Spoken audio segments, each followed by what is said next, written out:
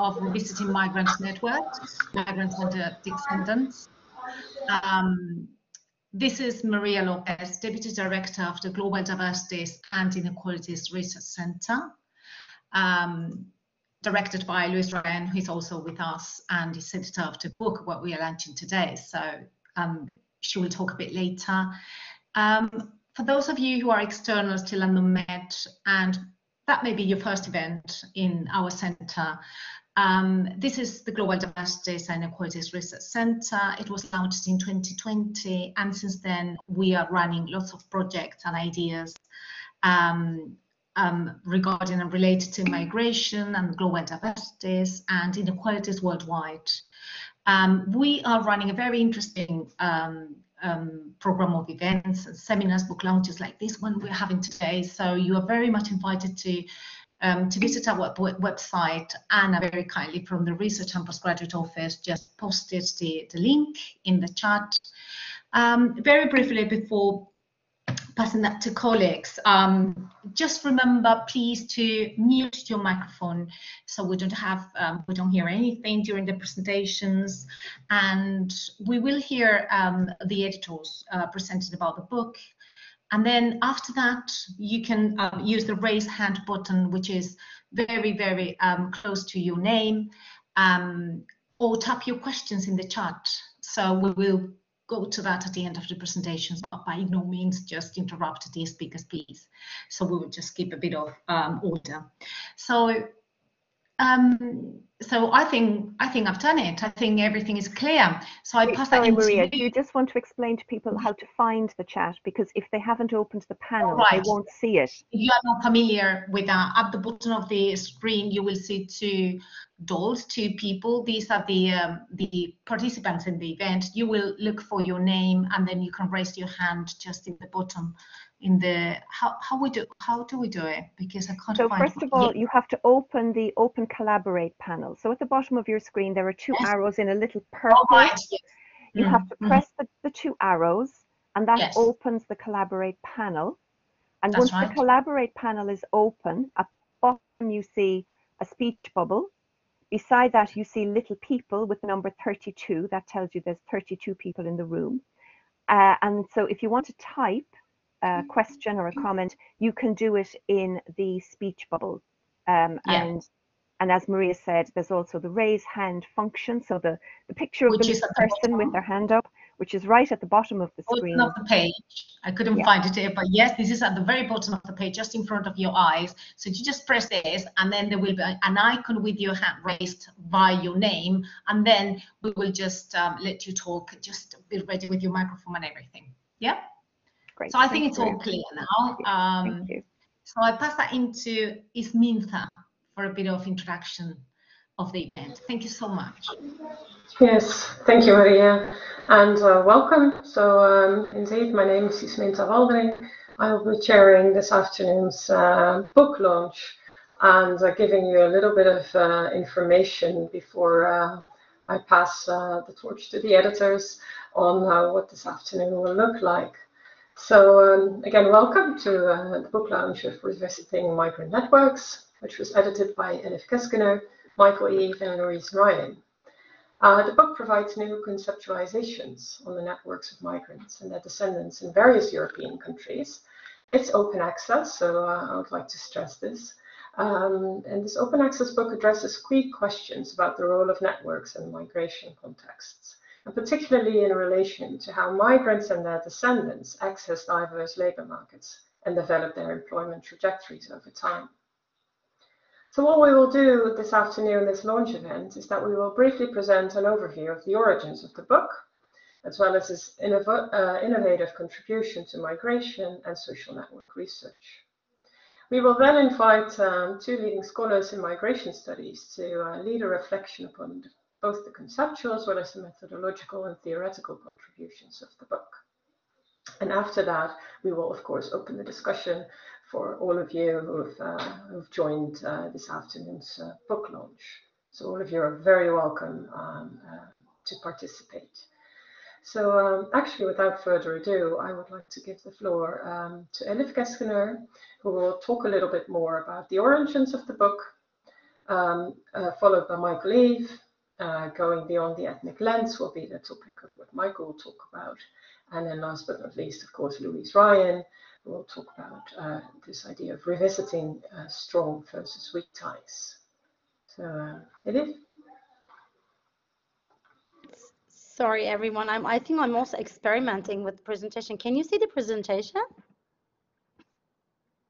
Not yet. Yes. Now yes, we can. Yeah. Yes, okay. Okay. So I don't feel like I'm controlling it, and I don't know who's controlling it, but technically I am. So welcome to this presentation. It's very exciting for us to actually share this long path of work. I will briefly talk about how it kicked off years ago, and kind of thank and emphasize the importance of IMISCO network here. So under the IMISCO Standing Committee of Education, actually back then, Jens Schneider, if I remember correctly, together with Maurice Krul, organized a meeting in Turin. That must be also in collaboration with Michael Eve then, where we had presented some papers. And I was one of the presenters, Yael was one of the presenters, Yael Brimbaum, and these were actually and Michael presented as well. So many of us who became actually chapter givers to this book first came together in Turin. And we talked about this idea of going beyond the ethnic lens. Michael will talk more further, and how actually we want to challenge this idea of the, this strong bind between strong and weak ties and ethnic groups. And this is how we kicked off. I don't even, I should actually, but I really tried to recall when. It should be somewhere in 2015 or 16 this happened. But the other chapter givers can correct me. I really couldn't find it. It was a long time ago. And then from then on, we started this journey. We kept in touch. We organized a couple of panels in the IMISCO conferences. And then we decided to actually choose an open access book pathway, also with the strong advocacy of Louise, I have to say, rather than a special issue or another publishing house. We wanted to go for open access to reach also more readers and public and wider public.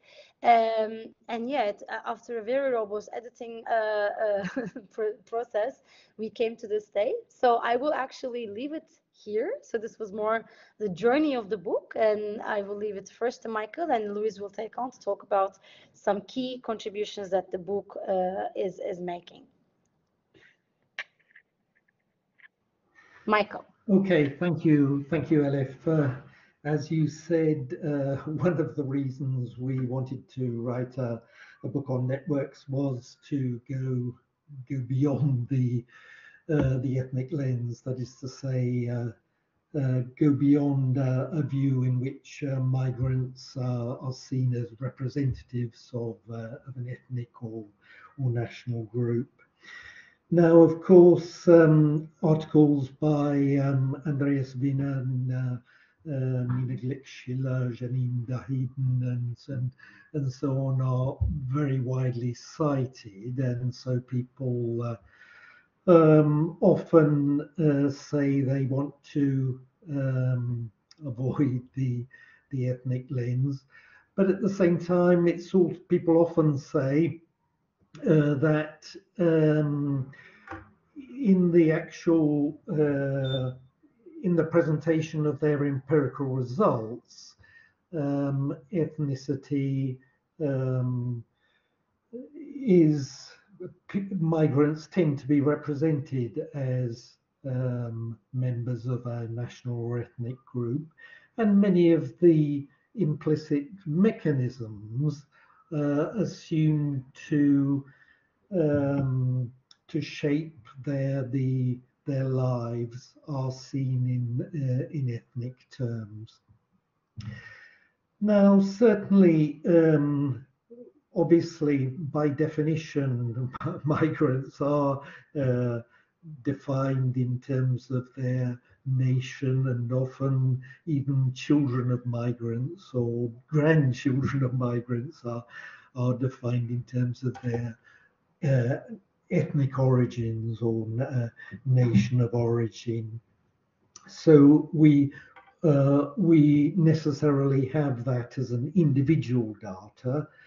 But what we're saying is that if we want to explain people's social and economic trajectories, we often need to understand the resources they can draw on from the contacts they have. So we believe that the various chapters in this book illustrate well the way that alternative mechanisms, non-ethnic mechanisms, can be used to explain for example, the employment trajectories of particular individuals or particular groups of migrants, and also descendants of migrants. In fact, many of the chapters in this book are not on migrants, but on descendants of migrants. So instead of assuming that ethnic mechanisms are in play,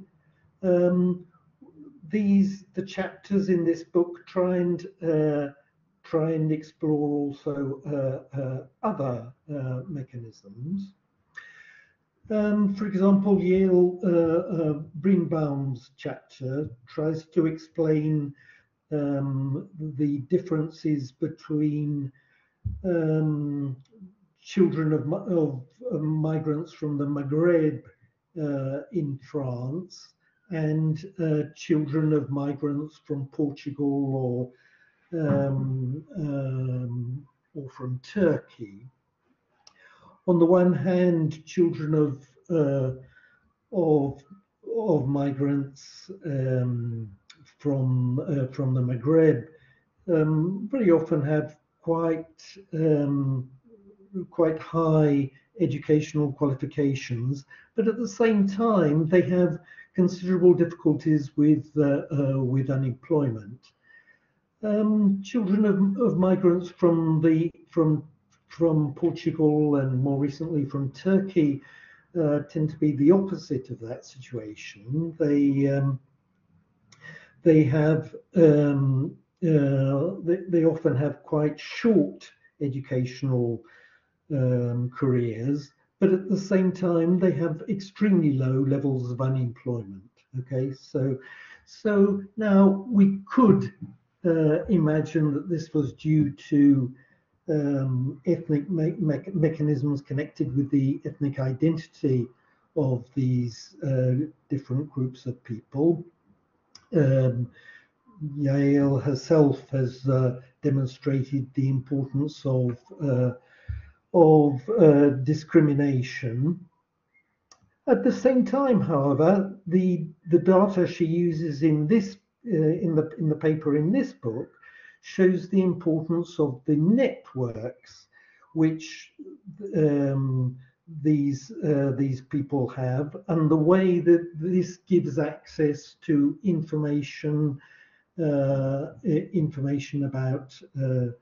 about jobs.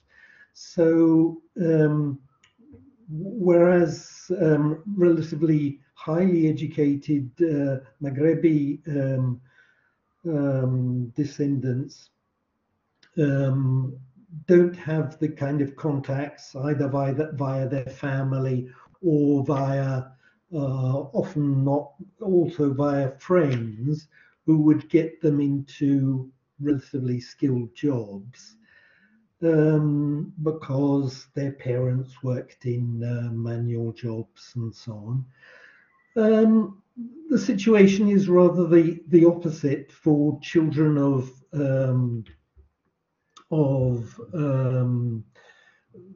lesser educated children of Portuguese or many children of Turkish immigrants who do have these contacts through family or through relatives who can provide employers with trusted information which will get them into jobs. So we can explain these different these contrasting trajectories in referring to the social networks of these two different groups of people.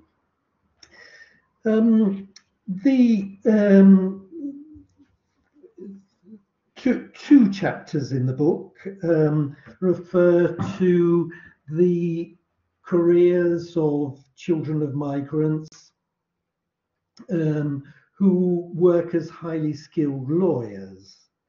And we can see from these chapters by Christine Lang, Jens Schneider, and by Isminta Waldringer and Elif Keskiner that the great importance of social ties to enable viable careers as lawyers, both as independent lawyers or lawyers in corporate firms. But we can also see that these contacts, these social contacts, which help careers, are a long way from what are usually conceived of as ethnic networks. Now, first of all, the great majority of the ties which these young lawyers use are not ties with co-ethnics, partly because in the law professions, even now in France and Germany, there aren't many senior people who are of migrant descent, who are migrants or of migrant descent. And as these chapters show, it's often senior lawyers who are able to act as mentors to these people, and so to help them along and explain, to act as role models, which young lawyers coming from low educated families which had no connection with the law profession need in order to be able to know how to act, what to say, what to concentrate on, and so on. So there are also in some cases important contacts with co-ethnics. For example, some children of Turkish migrants have cultivated and found useful connections with Turkish firms, Turkish clients. But these, once again, don't really correspond to what we normally think of as ethnic networks. It's not a question of solidarity among co-ethnics. It's a question that a young lawyer trying to set up an independent business may need to cultivate a clientele which isn't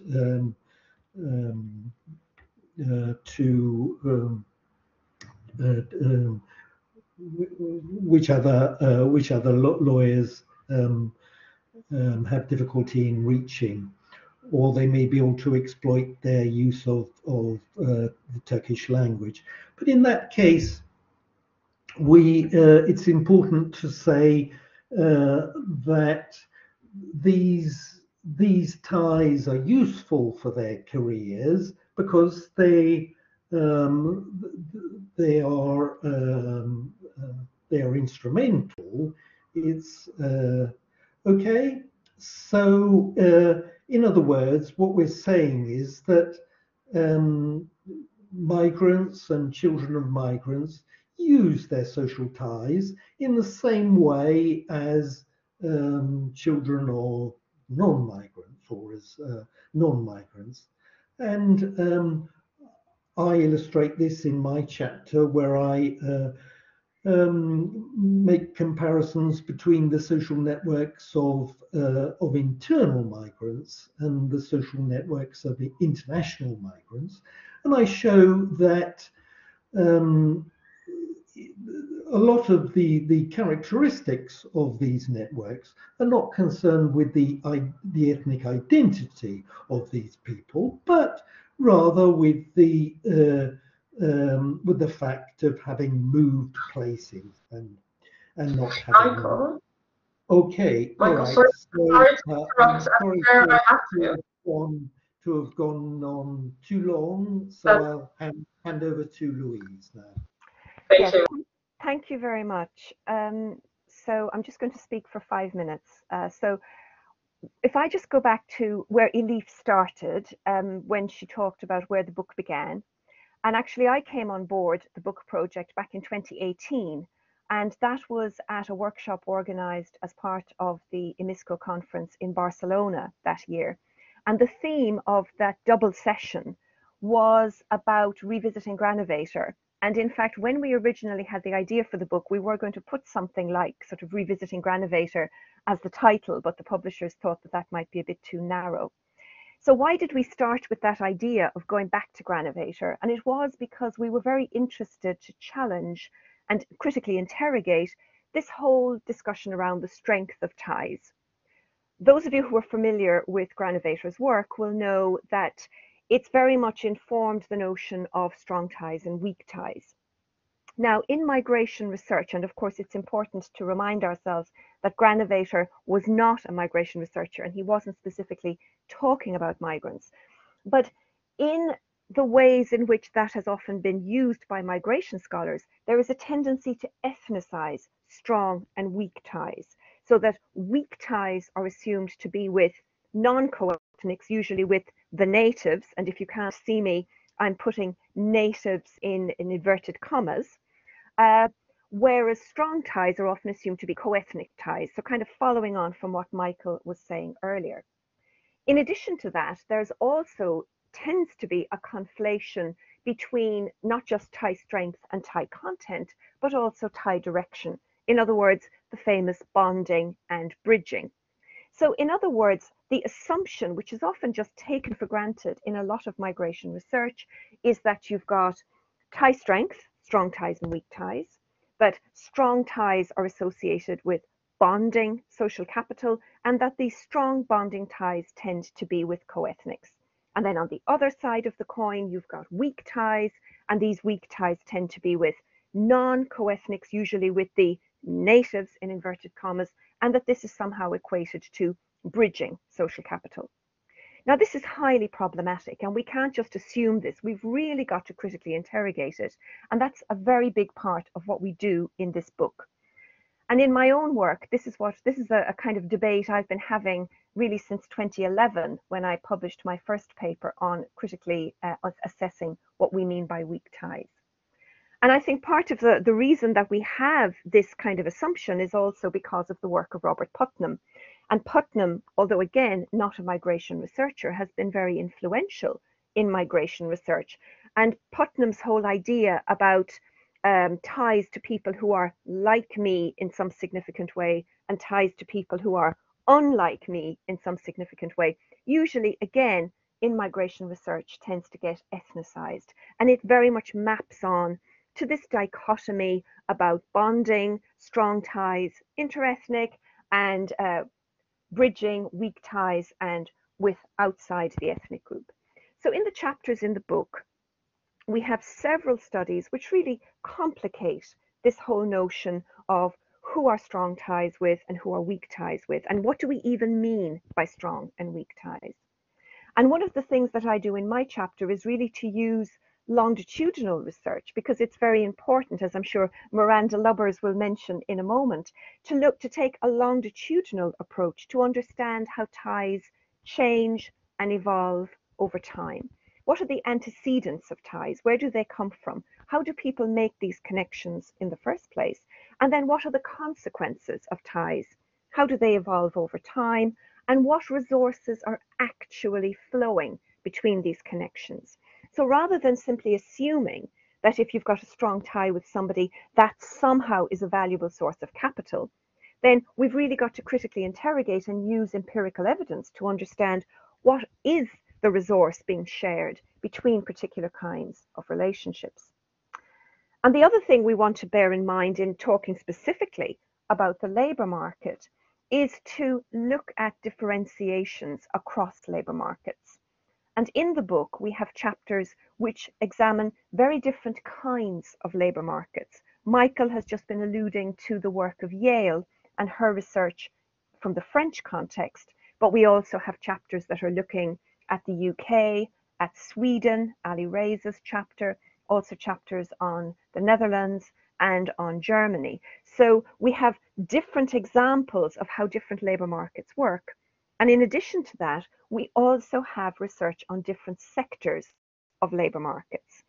So for example, in my own chapter, I look at migrants who are accessing the labour market in the public sector.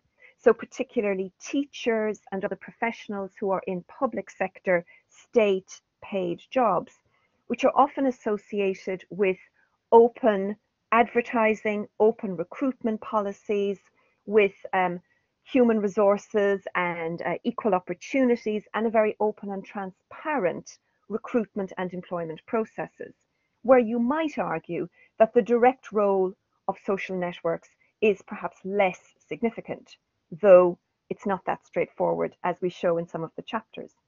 On the other hand, you've got other labour market sectors which are much more about a private sector, where the employment practices may be a little bit more informal sometimes, and in those sectors, then the role of social networks may become much more explicit. There may be a role for more direct implications between having particular social ties and getting access to employment.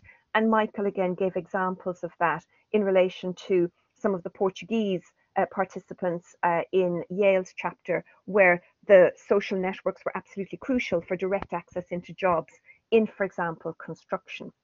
So in the book, we are using this rich empirical data from many different countries and many different labour market sectors, both public and private sectors, skilled and unskilled, to really disentangle and critically interrogate the relationship between different kinds of networks and different routes into employment. And in so doing, we're really problematizing some of those simplistic assumptions about tie strength, about bonding and bridging capital, and about strong and weak ties. So we really hope you're going to read the chapters. So we don't want to say too much about them now, but we hope that between us, we've really whetted your appetite. And as we said, the book is open access, which means it's free. The book is entirely free. You can either download the entire book or you can download individual chapters, and it's all free. So because we won a prize, I think Elif was a bit too modest in her introduction. The reason the book is free is because we won the UNESCO prize, and the prize was that the book would be published open access. So thank you very much, and I'll now hand back to Isminta. Thank you, Louise, and also thank you, Michael and Elif, for your very nice introductions, actually, to the book. But without further ado, I would like to introduce two discussants. First of all, Miranda Lubers. Louise just mentioned you already, of the Autonomous University in Barcelona in Spain. And Professor Lubers will very briefly but soon reflect upon the methodological contributions of the book, and will be followed by Professor Maurice Krul of the Vrije Universiteit Amsterdam, and he will discuss some of the theoretical contributions of the book, and especially related to the field of second-generation research. Both of you have approximately 10 minutes each to share with you share with us your reflections. And I would first like to give the floor to Professor Lubers. Thank you. Can you hear me? Yes, I can hear you. Okay. Yes, we can hear you very well. Great. Well, thank you so much for inviting me to participate in the launch of this wonderful book. I might sound a little off because I'm a little sick, but I guess everything goes well. So yeah, to start, many years ago, Nicholas Christakis, you may know his name, he's a network researcher as well, said in an interview, social networks are like the eye. They are incredibly complex and beautiful, and looking at them begs the question of why they exist and why they come to pass. And that phrase stayed with me because it is indeed, networks are tremendously complex. First, they consist of people, but also of the spaces between them, the relationships that people have, which may vary in duration, closeness, role, trust, etc. Second, they are dynamic, as Louisa already said. The attributes of people and their relationships change all the time, which makes it really hard to keep track of the general mechanisms and tendencies of networks. And third, individuals are influenced and restricted by networks, but they are also exerting their own agency within networks that can alter networks and influence other people as well. So disentangling this agency and structure is one of the main preoccupations of network research. Fourth, networks are intrinsically linked to the context where they emerged, which have their own rules, their meeting opportunities, and cultural norms. Thus, in each context, their functionality may also be different, which makes it even harder, right, to understand what is generally network functioning. And last, they are incredibly complex to study because people don't have the same conception of what a network is as we as researchers have. They store relationship information in different ways in their brain, and knowledge of this cognitive part is actually pivotal to understanding how people navigate networks, how they activate their context for their good, and how they develop networking practices. So probably because of this complexity, scholars have often searched for heuristics that simplify this complexity to let us see the wood instead of all the trees, right? And in all honesty, I think that these heuristics have helped us greatly to understand what networks are and how they work. So all these concepts like strong versus weak ties, bonding versus bridging, homophily or heterophily, social selection or influence, they really helped us make sense of networks and their functions. But of course, if you take such heuristics too seriously, if you reify them, then your simplification ends up blinding you to other potentially important aspects that you might oversee, and that might actually be even more important than the strength of the tie, for example. So in that case, heuristic becomes like a banality in a way that the original authors probably had never envisioned. And this is, as the book explains very well, what happened in the literature about migrant networks. So for instance, as Louise already said, co-ethnic ties were so often conflated with bonding ties, with strong ties, and interethnic ties were seen as bridging and weak ties and molding, in fact, the reality toward the theoretical tools that we have, instead of actually analyzing this reality in the way it deserves. And so this book, I think, aims to set this record straight, to challenge many of these assumptions. And I believe that it has done so brilliantly. I think one of the things that makes it so successful is that it sets clear boundaries about what it wants to investigate. Not the entire migrant experience, but one specific aspect, namely how migrants find jobs in a migration receiving context, or more generally, migrants' occupational and educational trajectories. This clear focus then allows the authors to all investigate this one topic from very different angles and in different contexts, but at the same time to reflect upon the same issues which helped integrate the book. And I like very much how this book is not just a collection of papers, as edited books often are, but really coordinated and intercommunicated effort. So I congratulate the editors and the authors of the book with this. Methodologically, many of the chapters use a qualitative inductive approach, which is ideal for questioning these assumptions based on real-life cases. And it helps us understand how research participants view networks themselves, what their meaning is to them, how they negotiate their meaning, and how they navigate networks, and also how they have developed over time, right, this dynamism. Instead of imposing concepts, we can actually study whether these emerge in the narratives of the participants. And instead of adopting an ethnic lens, we can see, as Keskiner and Waldring did, whether the individuals themselves actually adopt that lens when they talk about their ties, right? And this volume is flecked with these first-hand testimonies, which I think really help you understand these abstract processes of networks. So in this way, with mostly qualitative but also quantitative research about this well-bounded topic, the chapters bit by bit bring the complexity back in. They bring awareness that migration background intersects with other identities to shape individual realities, such as the second-generation Turks in the study of Keskiner and Waldring, who were both children of migrants, but also first-generation university students, or the study of Martinez Scher, who adopted a gender perspective to investigate mobility trajectories of researchers, early career researchers. They also question, the authors also question the network embeddedness in wider context, and the set of norms, such as Lang, Potter, and Schneider, and also Village indicated. So together, I think they give further insight into how ties cannot be neatly categorized as strong or weak, but sometimes they are blurred or they are both. And this actually reminded me of the excellent study of Stacey Torres in a whole different environment. She did a study about older people in a New York City neighborhood, where she showed that the older people maintained elastic ties, which were both strong because they needed this support that they could give, the local support, because often the family lived far away. But they also purposefully kept a bit their distances, for instance, by never learning each other's names or by gossiping about each other very easily. And so these ties were elastic, they were adapted to the needs of individuals.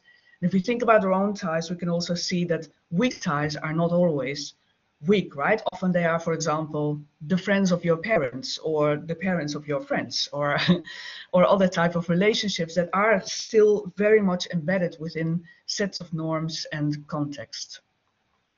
And this last point, that we can also, move this topic to other areas, such as elderly people in a New York neighborhood, shows that this discussion about strong and weak ties is also relevant in other areas. And as the editors of this volume said in the introduction, this volume is not only important for migration scholars, but it can actually engender cross-fertilization with network research in other substantive areas.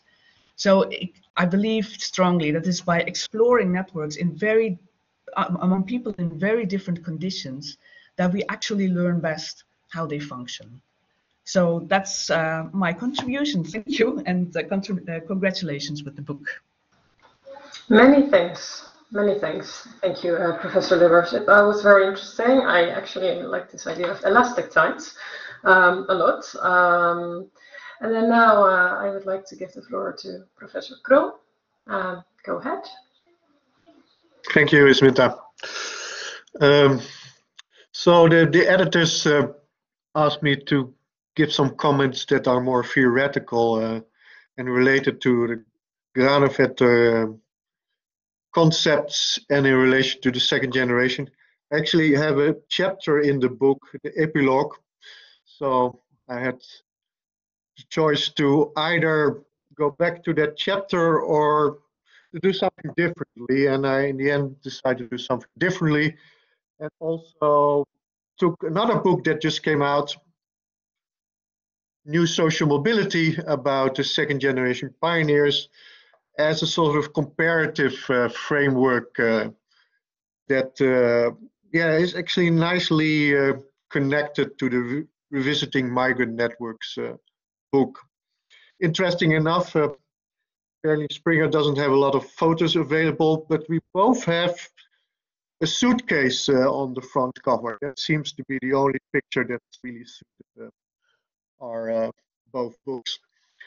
So I want to sort of start where Louise Ryan already took us, the Granovetter discussion, and I think she summarized it quite well by saying the field of migration and ethnic studies really ethnicized his theories and concepts of weak ties and strong ties. And I think it's interesting to sort of think about why the field of ethnic and migration studies so eagerly adopted these concepts. And I think it has a lot to do with the theoretical frameworks that are dominant in our field of studies, especially assimilation theories and integration theories really emphasize that people with a migrant background and their children and their grandchildren slowly adapt to society, assimilate into society. And the process they envision is that often people start in their own ethnic community. There they have the strong ties. But really, to be able to become part of society, you need to have contact with people without migration background, people of native descent. And that, of course, initially are the weak ties, but they give the person the information, the network context to be socially mobile and to become part of the host society. So that's why I think Granovetter's concepts and the theoretical frameworks fitted so nicely together, and that's why I think these concepts became so popular in our field. Now, of course, always with quite simplistic frameworks, and Granovetter's framework is quite simplistic with the weak and the strong ties concepts. It's, of course, the reality is more complex, and that is really what the book is showing. And I want to make two ways to describe how we can complicate on this simple framework by using both examples of the Revisiting Migrant Networks book and the New Social Mobility book. And the first one is about to contextualize these network contexts and the resources that come with these networks. I think, and it's done in both books, that it shows that really these networks have to be linked to the typical context in which they operate. And both books have a comparative perspective. And really what both books show is that certain contexts ask for certain resources. I just give a few simple examples. So for instance, in Germany and the Netherlands, internships are very important in entering the labor market. While in France, people usually have to make their entrance into the labor market on their own. And these differences, of course, ask for really different types of resources. A lot of the people in Germany and the Netherlands get access to the labor market through the internship they did before. So they actually don't need a network context to enter the labor market in the same way as in France. And both books also show the importance of the context of certain labor market sectors. In certain sectors, network contexts are very important, and you need to network to also to make promotion in your type of profession. But in other labor market sectors, networks are less important. Diplomas are more important, and you have a very fixed trajectory how to be promoted in your profession. So each context asks for different types of resources, and that is maybe a more relevant way to approach it than through the weak ties and the strong ties. And it means that in certain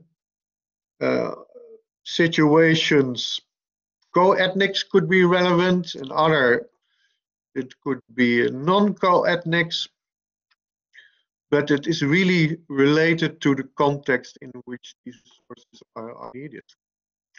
Another aspect is the time element, and that's also been studied in both books, and it's also a way to criticize Granovetter's concept and also how it's used in the field of migration and ethnic studies.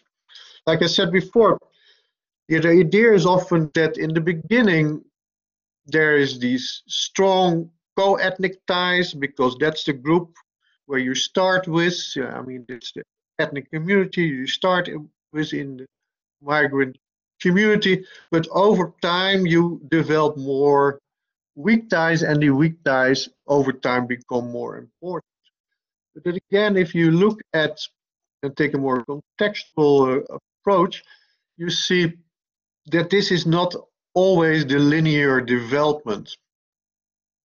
One of the examples, I think it's again in both books, is about the lawyers, where you see that a lot of the lawyers with a migrant background, they come into law firms, corporate law firms, but at a certain point, they see that they cannot make the promotion they would like to, or do not become a partner in the firm. And then as an alternative, they carve out their own trajectory by, for instance, starting their own law firm. And only at that moment in time, they start to make use of their sort of, you could say, ethnic ties, although I don't think it's the best way to describe it. But for instance, they start to try to get Turkish companies to become their clients, or they cater for people of Turkish descent in their own law practice. So actually, at the very last point in the career, they very instrumentally use ethnic ties to set up their law firm. So I think both the emphasis on context and on time shows that the picture is more complicated. Now, of course, the question is, and that I think is maybe my last remark, is, so if we complicate the concepts of Granovetter and weak and strong ties in the way that this book has done, so what in the end should we use to describe network context? What is the sort of alternative framework if we say Granovetter's concepts are too simplistic? What can we actually put in place that is more relevant to study than weak and strong ties in the simplistic way that we did before? And there I will end and leave this question to the editors and other contributors of the book. Thank you. Thank you, Professor Krul, also known as Maurice, at least to me. So thank you, both of you, for your valuable contributions. And also thanks for, I think, an interesting comparison to the other book. But now is also the time for questions. Maurice just left us with one, but perhaps there are other questions. So feel free to put them in the chat. Elif is monitoring it, or to raise your hand. I have to admit I'm not seeing people, so I don't know whether I'll see raised hands, but the floor is open for questions. Yeah, just to clarify, Sminter, if somebody raises their hand, it will ping and light up, and at the moment nobody has raised their hand. So when somebody does, it will definitely become very apparent. I mean, I'm just wondering, if nobody in the audience has any questions, I wonder if any of the other chapter authors might like to pick up. I know there are several chapter authors present.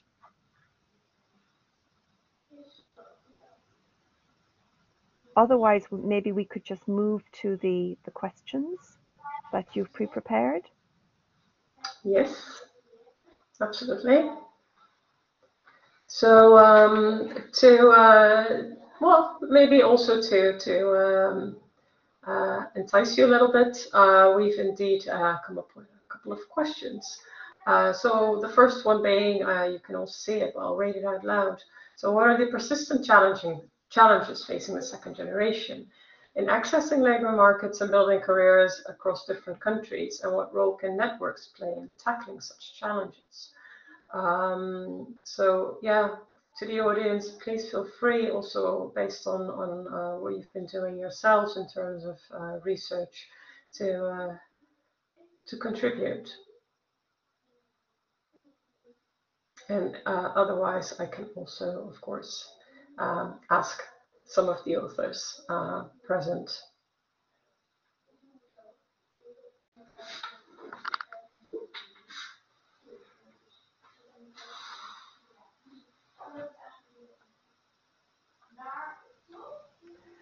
So I'm just conscious that we've got both Ali Reza and we've got Jens and Christine, who are other authors. And of course, you're an author yourself, Isminta. So maybe as there's no burning questions from the audience, maybe one of the other authors would like to begin to address this question. Would you like to start, Isminta? I've put the chair in the hot seat now.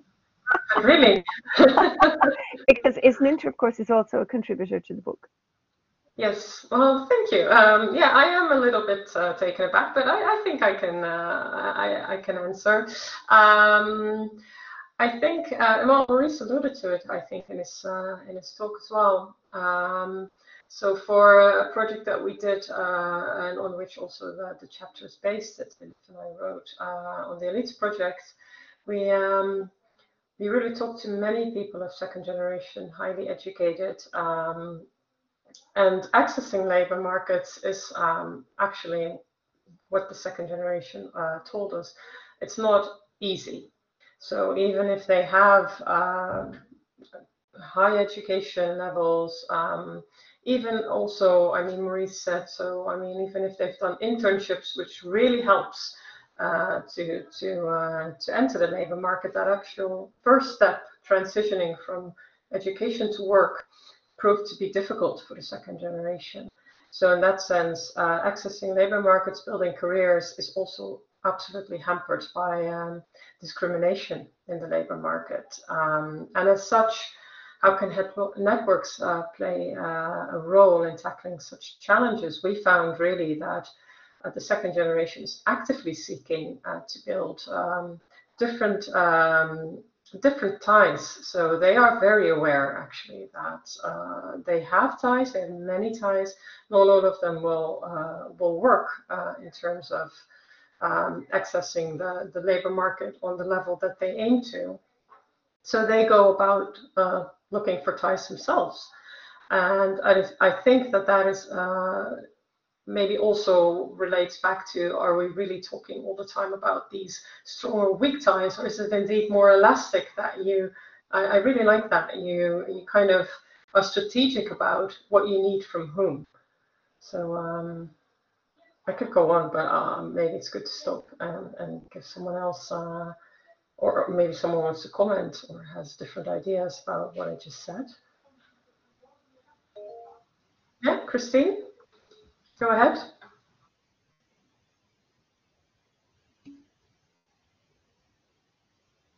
Christine, you need to unmute your microphone. If you go to the bottom of the screen, you have something that looks like a microphone, and if you click on that, we'll be able to hear you.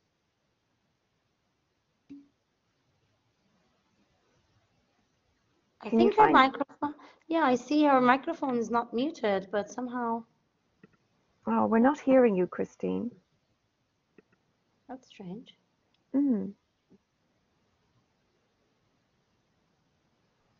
Would it be an idea? Do we have to give her the floor? Or? No, I think if the connection isn't working, I mean, you could try again. Maybe just try turning your microphone off and then turning it back on again and see if that helps.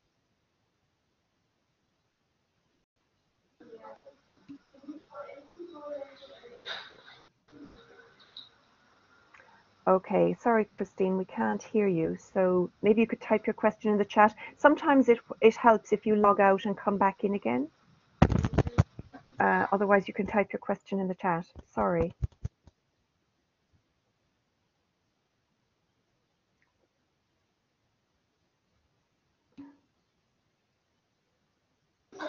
Let's see.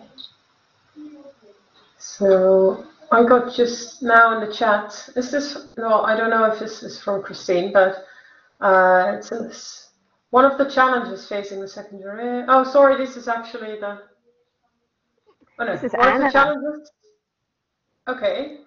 This is Anna. Anna works in the research office, but Anna is also an academic. So I think Anna's asking a question. Okay, which would be one of the challenges facing the second generation, maybe linked to the lack of easily available cultural capital. That is, if first generations struggle to move up the social ladder, it may be difficult for children to replicate something different from what they have already seen in their parents.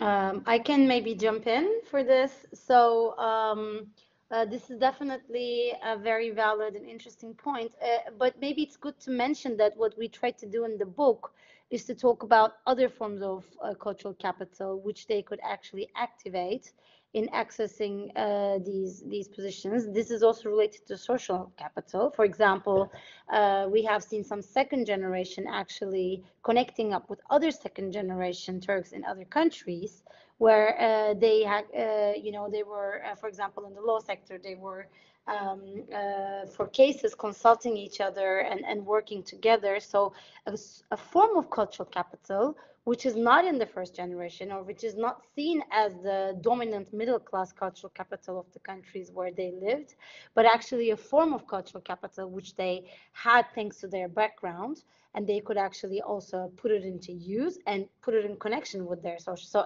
exactly what we see with Bourdieu, this form of transferring of cultural capital to social capital there. So it is a very valid point, but we also uncovered other, let's say, forms of cultural capital which were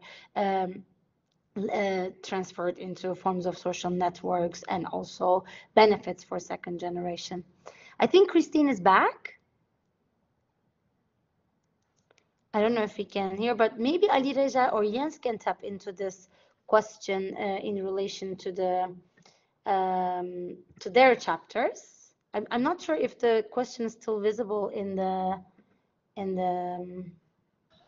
Yes, it is. Is it? Okay, I'm really lost with the tools. Sorry. And I see Christine again, but still doesn't work. I don't seem to have rights. Okay. Oh, well, you don't need rights, Christine. Everybody should be able to turn their microphone on. It's a very equal, apparently. Yeah, we're very egalitarian here, so maybe it's with the connection.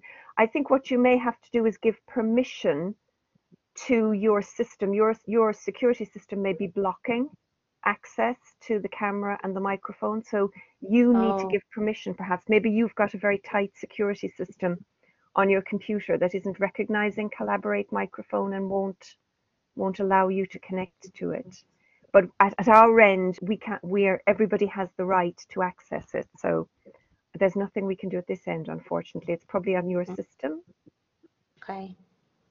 But in the meantime, I wonder if Ali Reza, I'm also conscious that because it's coming up to 6 o'clock your time, people are leaving. And I know, Elif, that you really wanted to plug the book reviewing opportunities before people have to leave. Do you want to do that now? Okay, yes. In the meantime, I hear from Jens that he cannot see the presentation. I think you can click on, probably Jens is seeing the person who's talking. Well, wait a second. Well, in the meantime, we have contacted journals, one of them being, I think, Ethnic Racial Studies. Another one is the Nordic Journal of Migration Studies, exactly. And they're both open to publishing reviews of the book, and they are in search for the scholars who would be interested in reviewing the book. So if you as a scholar are willing to add a book review to publication, we already have a journal connection, and you can actually write to us. Sorry, Elif, we seem to be losing you. There's quite a lot of noise in the background. I don't know if somebody has unmuted themselves. So we missed most of that, but basically you're asking if somebody would like to volunteer to review the book for one of the journals that is interested in publishing a review of the book. Yes, and they can get in touch with us because we have already established a link with the journal. So if you have an interest in reviewing the book, you can just simply send us an email and we will put you in touch with the journal. I can also put this in the chat. This is the question, actually. I think Jens and Ali Reza can see it again. So if you would like to respond to this question in relation to your chapter, also to talk a little bit about your chapter, this is the opportunity. Maybe Ali Reza? Can you hear me? Yes, we can hear you and see you. It's great to see you. Yeah, thank you so much for organizing this session. Thank you for those who talked before me. I wanted to talk very shortly about the journey after the first book of the Granovetter about the social networks or networks. He had added in the last days of this research that it's not enough to look at the networks. You should look at the resources on each network. So looking at what we heard from the theoretical explanation of those who talked about this book, we can add that in the mainstream social networks research, people have gone beyond this social networks theory and have gone to the resources which are available. What's especially interesting for the children of immigrants and immigrants is that they have access to more than national networks. They have access to the people on their parents'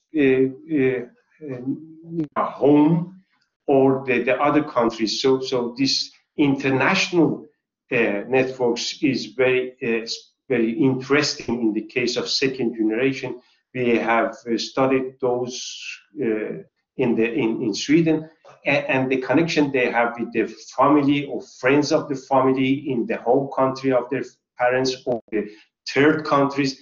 They have been a very great help for them to be informed, to be encouraged, to be to continue their education in higher level. So I think that is one of the specific aspects or phases of social networks of the second generation. So I stop here. Thank you, Alireza. And then Christine, please go ahead. Okay, can you hear me now? Yes, we can. I don't know what the problem was, somehow like permission stuff. Yeah, I actually wanted to jump in also on the question that has been raised here, what are the persistent challenges facing the second generation? And I think it's exactly networks that are the persistent challenges. And well, the question of the accessibility of relevant context, whether they're, well, strong or weak, but when it comes to accessibility, it's the opportunity to access and to gather social networks and social capital. It's obviously more what Granovetter would call weak ties, because the strong ties are more obviously there. But this is a persistent challenge. So knowing about important spaces, relevant contexts, where to meet the relevant people, the important people, having access to these spaces, also maybe the confidence to be there, to establish context, to know about the importance of establishing these contexts. I think this is a very large challenge, also given that if we look at different labor market sectors, the importance in general of social networks in when it comes to distributing jobs and positions.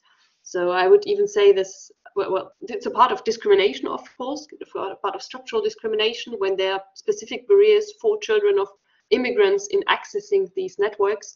It's also structural discrimination, but it could also say it goes beyond discrimination, because it's also a question of structural inequalities that also concern children of working class families, and that's what we also show in our chapter in this book and the Migrant Networks books, but also then in the book that Maurice Kohl mentioned about the new social mobility, which is always about children from immigrant and working class background, who face these challenges.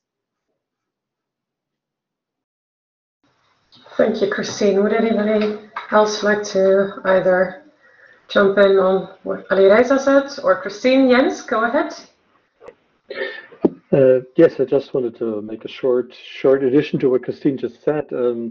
What I think is is a challenge is the role of informality in networks, and that actually in a lot of sectors, and not in all sectors, but there are sectors in which, let's say, in networks are super relevant, but they are super informal at the same time. So it's not even probably not even conscious to those within the networks that this is an informal network. And for being so informal, it's very difficult, let's say, to fulfill the criteria to access because there are no objective criteria. So it's not a question of qualification or something.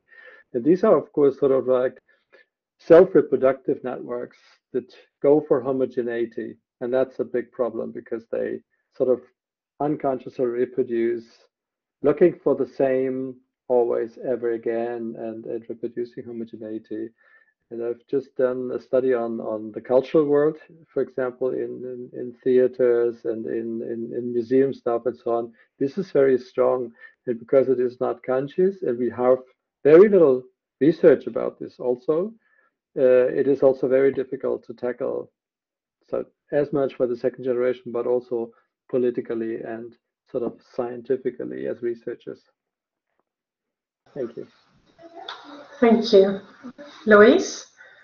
Yeah, I think this is fascinating discussion that we're touching on now in terms of the kind of power dynamics and the exclusionary functions that sometimes networks can have, even if, as Jens has very rightly said, it's sometimes unconscious. Sometimes it's very deliberate, but sometimes it's unconscious. Because I suppose there's often an assumption that networks and having networks and getting jobs through networks is a good thing, that is a positive thing. But of course, as Bourdieu wrote about when he was writing about the role of networks in France, it was often about how networks operated in the upper echelons of society to almost create a sort of closed shop. And here in the UK, there's been quite a lot of discussion about theatre. It's very interesting that you should mention that, Jens, but the world of theatre and movies and TV, this is often a bit of a closed shop, and it's remarkable how often famous movie stars' children also become famous movie stars, or how the children of directors, wow, coincidentally also happen to become members of the whole kind of acting fraternity. And that is clearly about how networks operate in those kinds of circles to create enclaves, which can become very exclusive. So I think when we're talking about networks, we need to also recognize that networks can be very empowering, but they can also operate in ways which close down access to resources, as Bourdieu wrote about, and how that can be quite uneven across different sectors of the labour market. And that's very much something we try to bring up in the book as well. And there is a chapter in the book, the author isn't here, so I feel I should mention her chapter, Martine Schar's chapter, which is about academic networks, which of course is something that we as academics probably all have a personal take on. But in Martine's chapter, where she's talking about Switzerland, she's writing about the ways in which academic networks can operate to open up opportunities, but also potentially to close down opportunities, and how sometimes that can be unconscious, but it can also operate in ways which reinforce particularly gender power dynamics. So I think this is a fascinating discussion, and it is something that we do touch on the book as well. So thank you, Jens, for raising that. Any other points on this particular question or on what people have said up until now? Yes, Elif?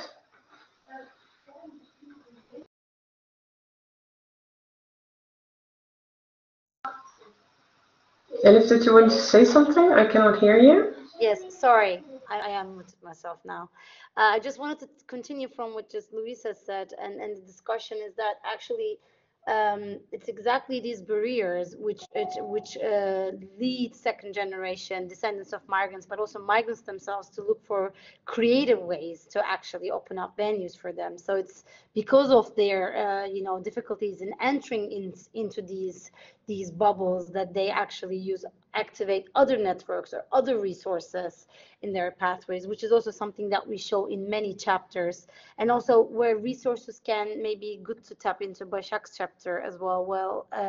Başak did and also had a chapter where she also talked about these support networks within families, which can also open venues for opportunities for women when care is available at home. So kind of, so if we think of these barriers and these power structures, and then how migrant networks or networks around the descendants of migrants can activate other forms of venues for them to enter labor market or enter education, because there's care available at home, support available at home. This is also something the book was actually able to show. Thank you. You just touched upon education. It maybe brings us to the second question that we had on the slides. Maybe the slides can the next question be put up? Can I do that? Yes, hey, I can. Anyways,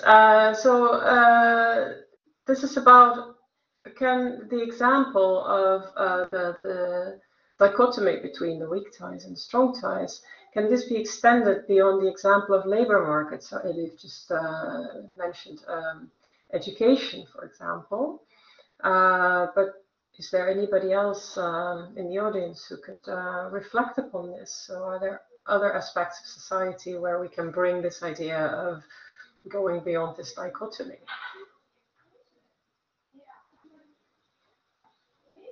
I just jump in. I think what I did, the chapter of Başak actually really brings in the venue of family, you know, the family sphere and the support networks within the family. And I think there I also want to respond to sort of to Marissa's question. It's, I mean, we are challenging the dichotomy, but we are not suggesting necessarily that we should not use strong or weak ties anymore. What the book is actually showing is that we should go beyond the ethnic lens and look at these strong and weak ties with a more critical take, that they can be temporal, that they can change over time, and actually they are not necessarily coupled with ethnic dimension. So we're not actually rejecting the strong or weak ties dichotomy, but actually we're showing that it's much more complicated. And then maybe others want to jump in about their chapters and where it goes beyond the labor market. Could I just say as well, maybe responding to Marissa's provocative question about where do we go from strong ties, weak ties, I think what we're proposing in the introductory chapter of the book, and I would like to plug the introductory chapter because it's not just an introduction that says this book is about and chapter 1 is about this and chapter 2 is about that. It also tries to set out the conceptual ambition of the book. And we spent a lot of time writing that introductory chapter, but one of the things that we do in the introductory chapter is to talk about moving away from a dichotomy of strong versus weak ties. But we are not throwing it out the window completely. We're recognizing that some ties can be strong and sometimes some ties might be weak, but we're talking more about a continuum. That instead of a kind of a dichotomy, instead it's a continuum, and that there's a lot of gray areas in between from a sort of stereotype of a strong tie or a stereotype of a weak tie. In between, there's all sorts of variations of different kinds of ties, and that they're also dynamic. So it's a kind of a dynamic continuum, and that ties may begin as weak, and they may become strong over time, or ties may begin as quite strong, and then because of relational breakdown or because of onward mobility or for whatever reason, those ties may become weak. And of course, you could push this spectrum or this continuum even further to say that if ties become very, very, very, very weak, they may just fade away completely, and then those ties break down and discontinue. So that's what we're trying to do. I agree with Elif. We're not saying weak tie, strong tie is utterly useless. We're not saying that, but we're saying we need to nuance it, we need to complicate it, we need to question it. And in the end, what we're proposing, having done all of that, is something closer to a continuum I don't know if you can see me because I'm investing a lot of energy in doing hand gestures, but if you can't see me, but if you just imagine a continuum, and I can see that Maurice wants to jump into this discussion. Yeah, no, I just want to push you a bit further because Michael Eve said, okay, maybe we shouldn't look at through the ethnic lens anymore. Maybe it's just a more general mechanisms that we should study without this ethnic lens that most people take. Would you agree about that? Or would you say there's still something ethnic about it? So who are you directing that question to, Maurice? Yeah, maybe you, but others can join in. Okay, I'll start and then I'll hand over to other authors. We're not saying that ethnicity is irrelevant, and we certainly know in terms of discrimination, racism, that ethnicity can be absolutely crucial to somebody's experiences, especially as a migrant or of migrant background. What we're saying in the book is that we shouldn't take the ethnic lens as the sort of starting point. So again, agreeing with Janine de Hinden, we're saying don't start with fixed ethnic categories. These people are Polish, these people are Turkish, and then assume that everything that happens to them happens because they're Turkish or because they're Polish. Instead, we should be asking questions about how people access the labour market. What kind of connections do people form? What kind of resources do people access? What kind of cultural capital do people generate? And then if as a result of asking those questions, if as a result of that empirical research, it turns out that ethnicity is relevant, then it becomes a finding rather than the starting point, which then colours all the research that we subsequently do. So that would be my take on that. But I'm interested in hearing what the other authors have to say, or indeed anybody from the audience. Can I come in on that? Sure, go ahead. Yeah, I totally agree with Louise that we are certainly in no way denying the importance of ethnicity. We are simply saying that migration studies need more to verify that it really is ethnic mechanisms that are at work, and that these aren't the only mechanisms in play. With regard to Maurice's point that there is a link between assimilation theory and the idea that migrants networks move from having more strong ties and more ties with co-ethnics gradually to more ties with locals, and possibly also which may possibly, but not necessarily, maybe weak ties. You may be right that that was one of the reasons why there was some attraction to a very ethnicized idea of migrants networks. Now, what is the alternative? Well, I mean, one alternative, as I tried to say earlier, was simply to say, where are people's ties formed generally? For example, people form friendship ties in schools, in neighborhoods. Now, the migrant families are quite specific in the neighborhoods they tend to live in, certainly labor migrants. So they're often specific also in the schools they go to.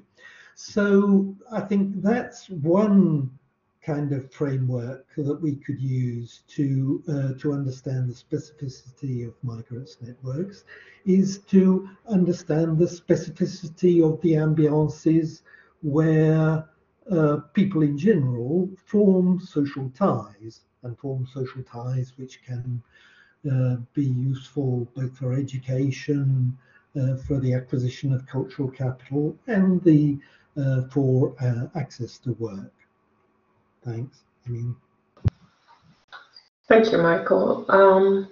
Jens? Yes, I just wanted to add, ethnic communities or ethnic groups are imagined communities. And of course, it's not only us researchers or the society at large that imagines ethnicity to be relevant. It's also groups themselves, or it's also communities themselves. So probably the problem is not so much that migration studies it is a problem that migration study has been constantly ethnicizing, but the solution is probably not to throw out ethnicity as a variable, but rather to more look on the meta level at construction, at production of ethnicities as one super important mechanism how, let's say, society deals with diversity, deals with ethnicities, deals with belonging, deals with contradictions between belongings and forms of belonging, moreover, across generations, etc. Thanks. Thank you, Jens. I see Christine and Alireza, I think. Well, Alireza, go ahead, and then Christine, and then we'll start the closing of the session. Answering the question that Maurice raised, I wanted to say two things. The first is that when you are looking at the second generation and their education, when we compare, for example, the children of working class immigrants and children of working class natives, we see that the networks of the children of immigrants are more heterogeneous. Why? Because ethnicity, as Jens says, is some kind of solidarity. You can compare it with the religious community. And when you have access to this kind of solidarity, you can see that children of immigrants, when we ask about the family's friend, they have friends who are well educated, who have a good position in the society, while in the case of the children of working class natives, we cannot find, they are more homogeneous networks, This is the specificity of the ethnic networks in the case of second generation and education. But we can show that the other side, which is very negative, when we look at the elderly care workers in Sweden, we saw that the networks in the workplace was very separated between natives and the others, and the others were not accepted in the working place networks. So it was the negative aspect of being stigmatized as immigrants, those who don't know their own language, those who don't know our culture, and blah, blah, blah. So there are both. We can see the positive and we can see the negative side of networks of immigrants. So, thank you, Alireza. Christine, did you still want to add? You're too fast to me. I only wanted to open up my video and then it always asks me something. Anyway, I only wanted to add to the question about the ethnicity of networks, that ethnic is not kind of something reserved to migrants, but we also could consider networks that are closed to non-natives, non-white people, kind of more kind of reproduction of these kind of networks that are difficult to access for newcomers. It's also a way of producing ethnic networks. I just wanted to add this kind of, we can work with the concept of ethnicity and ethnic differences also by applying it to like these more general tendencies of producing differences. Yes, thank you. I don't think there are any more people who had their hands up. So given the time, I would like to close this Q&A and give the final word to Elif Keskiner. Close off the session. I think I've already mentioned this a couple of times. First of all, we would like to thank everyone, all those who came to listen, all the chapter givers for being here. We would like to thank all the chapter givers for all their hard work, actually. This has been a long journey. We hope that from now on the book will receive the attention that it deserves and it will be read widespread. And I'd remind you again, if you would like to write a book review, there is a possibility in 2 journals. I mentioned it also in the chat. Please get in touch with us and we'll put you in contact with the journals. Any other thing that Louise or Michael would like to mention? Otherwise, I'm just thanking everyone. And also, actually, I would like to thank, let me say it correctly, your center, Global Diversities and Inequalities Research Center, for hosting this event in the Eventbrite. So that's, we really appreciate it. Yeah, thank you very much, Elif, and thanks to my colleagues Anna and Maria who've been helping with this event this evening. And also just to advertise that the next event in the Global Diversities and Inequalities Research Centre is tomorrow evening. So this week is very intense, which is a symposium bringing together academic papers on the impact of Brexit. So if anybody can stomach a conversation about Brexit, join us in the same place tomorrow evening, where we'll be having another online symposium. But thank you very much, Elif. And I would really like to thank Elif on behalf of all of the contributors to the book, because she really drove this book project with tremendous energy over a number of years. And we wouldn't be here tonight if it wasn't for Elif's leadership. So thank you, Elif. Very nice, Sophie, Louise. I also use your energy a lot, and Michael's on the way, you know that. So it was a great teamwork. Thank you, everyone. Thank you, everyone. Goodbye. Hope to see Bye, you everybody. again.